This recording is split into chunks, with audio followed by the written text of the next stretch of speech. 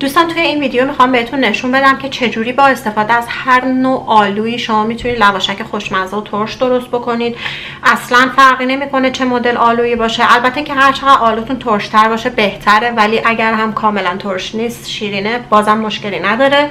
هر مدل آلویی باشه، آلوهای اروپایی باشه، فرق نمیکنه، چون بسیاری از شما توی کشورهای اروپایی زندگی میکنید، جایی که آفتابش کمه.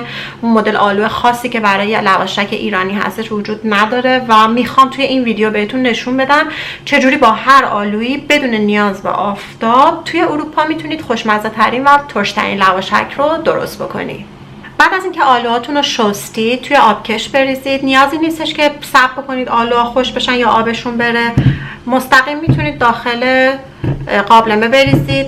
من از 1.5 کیلو آلو دارم استفاده میکنم. همینجوری درسته میتونید بریزید. آلوهاتون هر چقدر لهیته تر باشه اشکالی نداره، فرقی نداره، بهترم هستش. و شما میتونید هر چقدر که میخواین آلو استفاده کنید. من 1.5 کیلو استفاده کردم. برای ترش شدنش دوستان شما میتونید زمانی که آلوها رو اضافه میکنید زرشک رو هم به آلوها اضافه بکنید که با هم بپزه. راههای دیگه‌ای برای ترش کردنش هستش که بعد از اینکه صافش میکنید میخواین بجوشونید چیزای دیگه میتونید اضافه کنید که تو اون مرحله بهتون میگم که دل بخواهی هستش. من از زرشک استفاده میکنم. من 1 پیمونه زرشک استفاده کردم برای 1.5 کیلو آلو. این مقدار دل بخواهیه. هر چقدر بیشتر استفاده کنید ترشتر میشه. کاملا سلیقه‌ای هستش. هر چقدر که دلتون میخواد میتونید زرشک استفاده کنید. یه قاشق هم میتونید استفاده کنید. و میتونید هم الان که میخوایم روی گاز بذاریمش نمک بزنید یا میتونید نزنید. اگر مقداری نمک الان بزنید باعث میشه آلوها زودتر پخته بشه و بیشتر آب بندازه. من یه مقداری بهش نمک میزنم. و دوستان مقداری که آب بعد ما بابت آلو اضافه بکنیم تقریبا نیم پیمونه برای هر 1 کیلو آلو. من اینجا 1.5 کیلو آلو دارم، حدود 1.5 پیمونه بعد آب استفاده کنم. من 1 پیمونه آب بیشتر اضافه نمی کنم چون آلوام خیلی شل هستن و خودشون آب میندازن. آلوها رو روی حرارت میذاریم. در ابتدا درش رو میذاریم، با حرارت ملایم رو به بالا اجازه میدیم که آلوها شروع به جوشش بکنن. چشمتون حتما به آلوها باشه که یه وقت ته نگیرن. زمانی که شروع به بخار کردن کرد، شروع به آب انداختن کرد، از ته باید هم بزنید و رو بیارینش.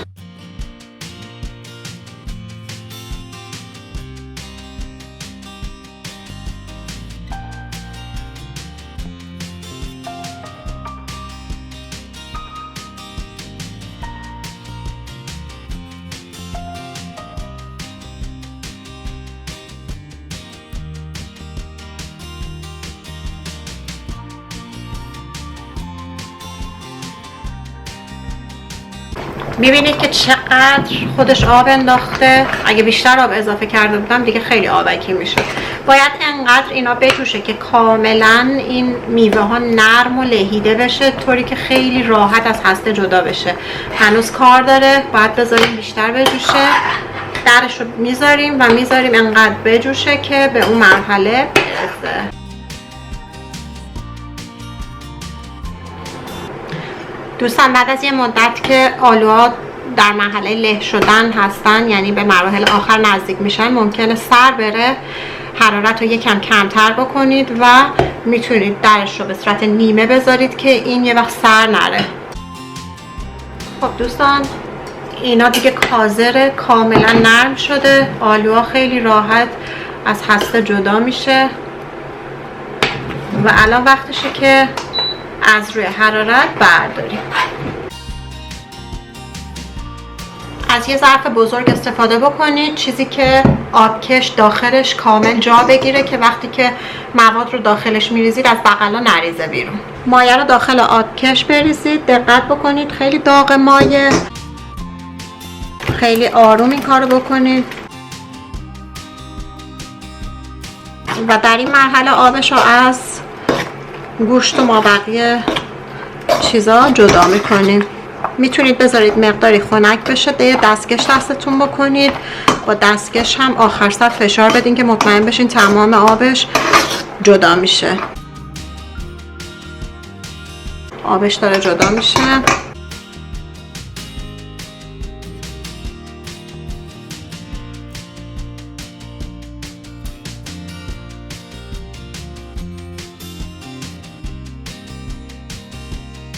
دوستان این آبش جدا شده، کامل صاف شده.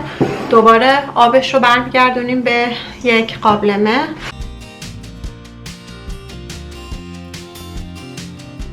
من ترجیحاً از قابلمه نچسب استفاده کردم که این مایع دیگه ته نگیره، تو استیل ممکنه بچسبه. دوستان با استفاده از دستکش من تفاله ها رو کاملا فشار میدم بعد از اینکه مقداری خنک شد که دستمو نسوزونه، چون این عصارش دوباره جدا میشه و همونطور که میبینید ببینید عصارش داره جدا میشه. اینو اضافه میکنیم به لواشکمون که خیلی لواشکمون رو پرملات‌تر و خوشمزه تر میکنه.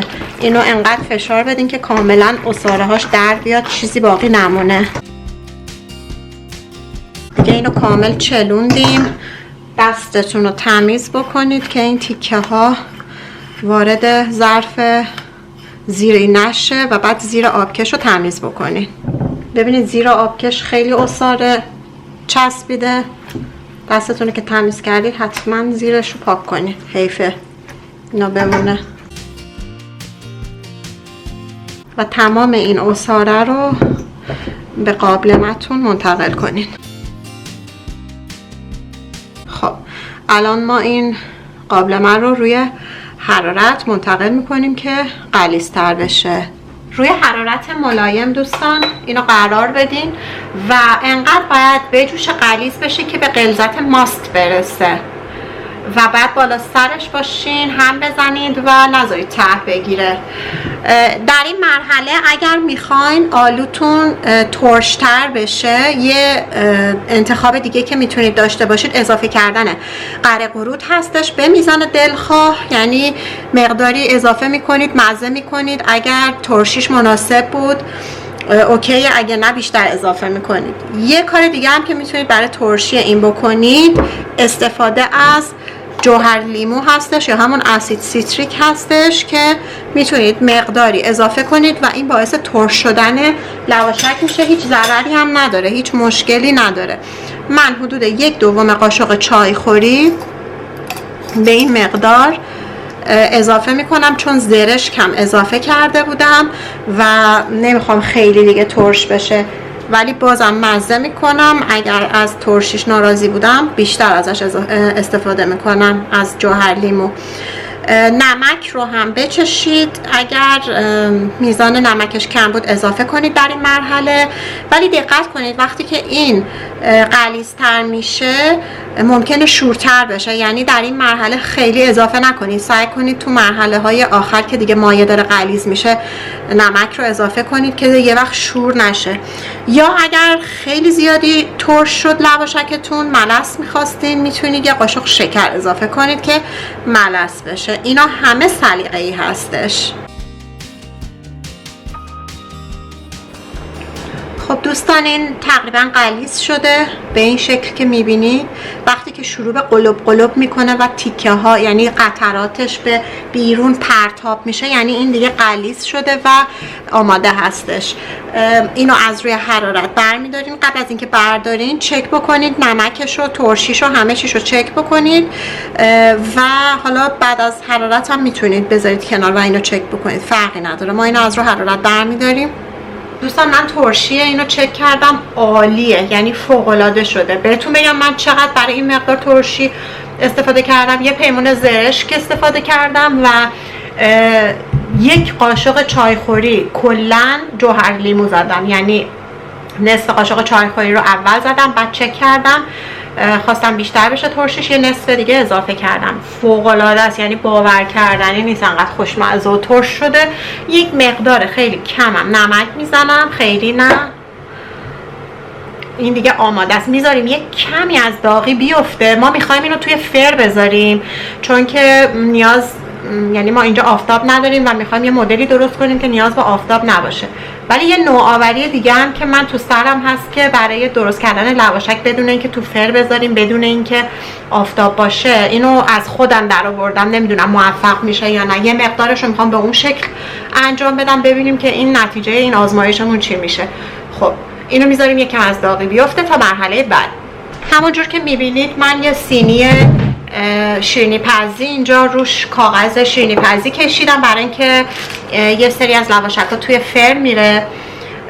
اگر بخواین میتونید اینو چربش بکنید. من نمیخوام ترجیحاً چرب بکنم چون دوست ندارم لواشک ها چرب بشه. الان یه مقدار از لواشک رو روی این میریزم، حدود فکر میکنم 3 میلیمتر ضخامت لواشک باشه، نه خیلی نازک باشه نه خیلی ضخیم بریزید، یعنی چشمی هم خودتون میتونید متوجه بشید که به چه شکل هستش. چون وقتی که این لواشک آماده میشه نازکتر میشه، سعی نکنید خیلی نازک بریزید که دیگه بد بشه. چون اینو ما تو فر میذاریم، حالت داغم این مایه رو بریزیم هیچ اشکالی نداره. ولی مدلی رو که تو سرمه میخوام امتحانی برای اولین بار درست کنم و بعد بذاریم یک کمکی از داغی بیفته، خیلی جوش نباشه، چون روی کاغذ، روی سلفون پلاستیک کلینگ فیلم میخوایم بریزیم، برای همین خیلی نباید داغ باشه چون ضرر داره روی اون پلاستیک ها خیلی داغ بخوایم بریزیم. یکم دیگه بریزیم. میبینید یه قسمتایش مشخصه. خب این اون وقتی داغ بشه، آبش کشیده بشه، خیلی دیگه نازک میشه. اینا رو کاور کنید، سعی بکنید کاور بشه که دیگه زیادی لواشکتون وقتی آماده شد چیز نشه، نازک نشه. فکر میکنم دیگه الان خوبه.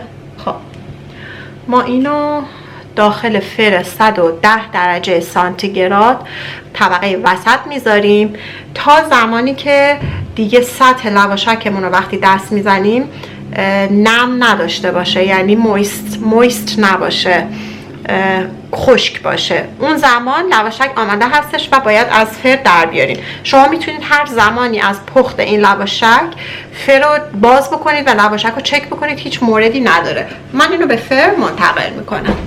مطلبی که فراموش کردم راجع به فر بگم این که دوستان، هم قسمت بالای فر یعنی گریل روشن باشه، هم پایین فر روی 110 درجه سانتیگراد که سریعتر تبخیر بشه، اون نمی که لواشک داره آب اضافهش و سریع خشک بشه. برای همین حتما چشمتون به فر باشه.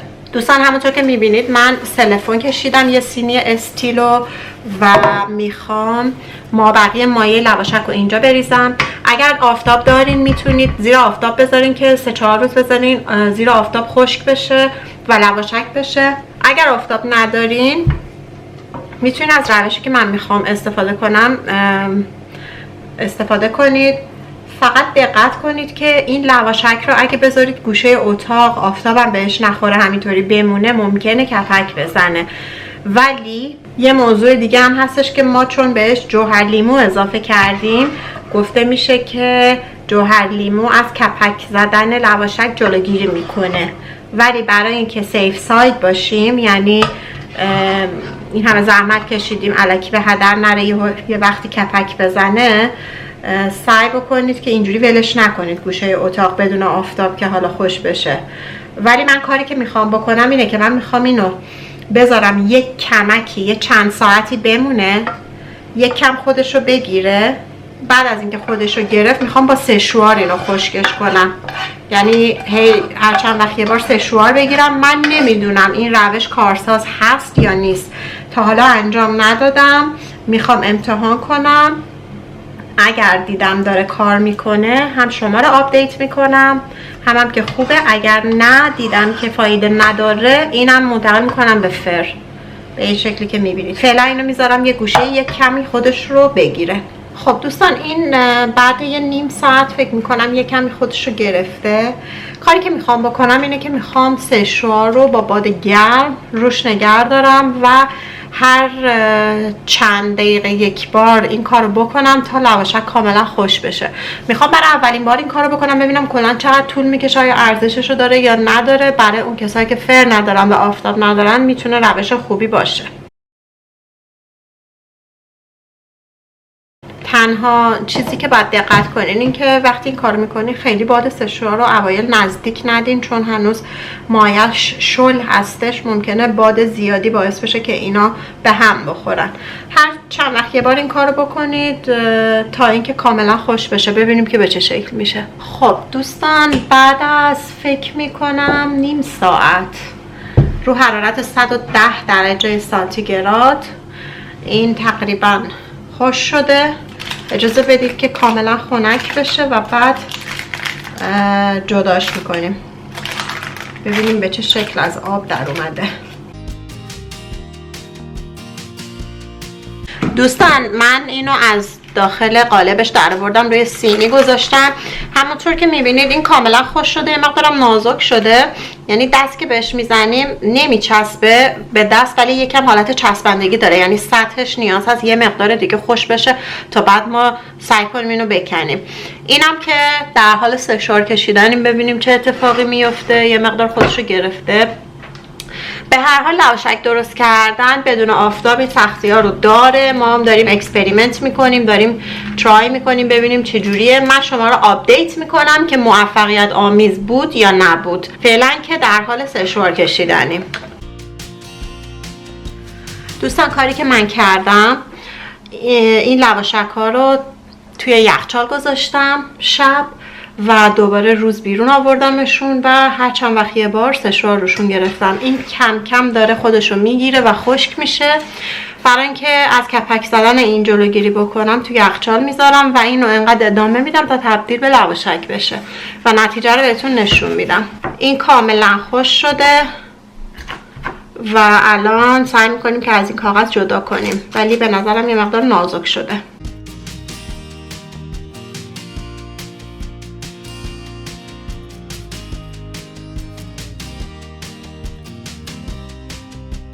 داره جدا میشه. یک کم دیگه میخواد خشک بشه. اگه یک کم دیگه ببینه خشک بشه بهتر جدا میشه، ولی خب بازم در حال جدا شدن هستش. ببینید دوستان به این شکل در حال جدا شدن هستش. میتونید با همین کاغذ اینو لوله بکنید و نگه دارید، یا میتونید نگرش دارید بذارید بیشتر خشک بشه تا کاملا اینو بشه جدا کرد و از هم باز نشه.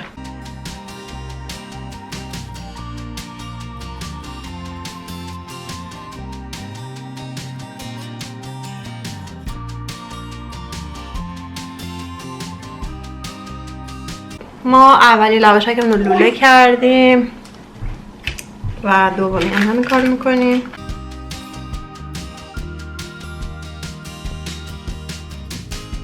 خب دوستان همونطور که میبینید تقریبا موفقیت آمیز بود. من 2 تا لوله لواشک دارم ولی فوق‌العاده خوشمزه و ترش شده، یعنی باور نکردنیه. خب دیگه فکر میکنم توی اروپا با بدون آفتاب این بهترین موفقیتیه که شما میتونید برای درست کردن لواشک کسب کنید. دوستان توصیه میکنم به این شکل از فر که در آوردید بذارید یه جا خوش بشه، شبونه بذاریدش تو یخچال و دوباره بیارید بیرون و بذارید خوش بشه تا خیلی راحت، حتی راحت‌تر از اینی که من جدا کردم، از کاغذش جدا بشه. فقط حتما جوهر لیمو بزنید که امکان کپک زدنش کاملا پایین بیاد. من در رابطه با اون یکی لواشکم شما رو آپدیت میکنم. دوستان 2 روز بعد از اینکه لواشک رو درست کردم میخوام بهتون نشون بدم که این لواشک کاملا خشکه و ببینید به چه شکل کامل قشنگ ورقه‌ای و عالی و مزه، واقعا خوشمزه هستش. واقعا حتما درست کنید و لذت ببرید. ببخشید که لاک من به این شکله، من فرصت نکردم اینا رو درست کنم. خب دوستان همونطور که میبینید بعد از فکر میکنم 5-6 روز این لواشک کاملا بدون اینکه آفتاب ببینه و توی فر بره به این شکل خوب عالی خوش شده و من اینو بهتون نشون بدم.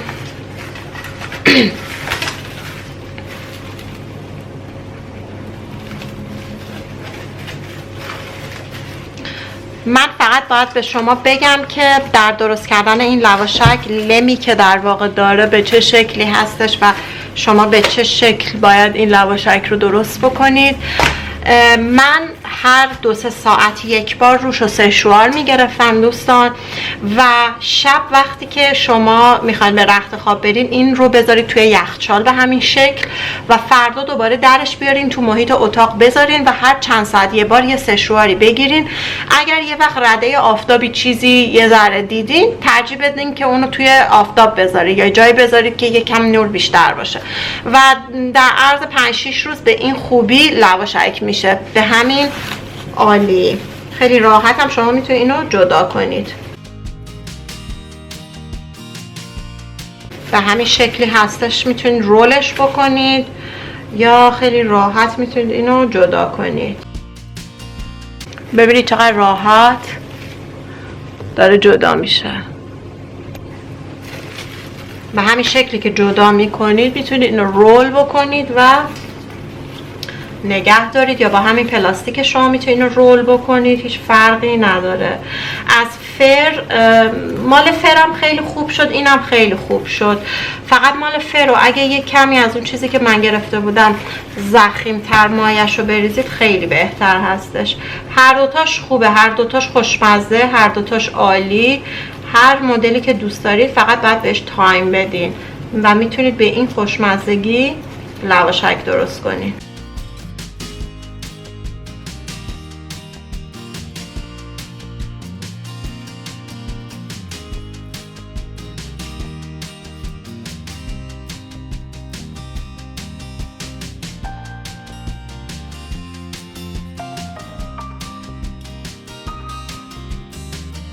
به این خوبی، عالی، خوشمزه. شما از هر آلویی میتونید استفاده بکنید، با همون روشی که گفتم ترشش بکنید و به همین خوشمزگی لذت ببرید هر جایی که هستید، حتی اگه آفتاب نباشه. امیدوارم از این ویدیو لذت برده باشین. تا ویدیوی بعدی، خدا نگهدار.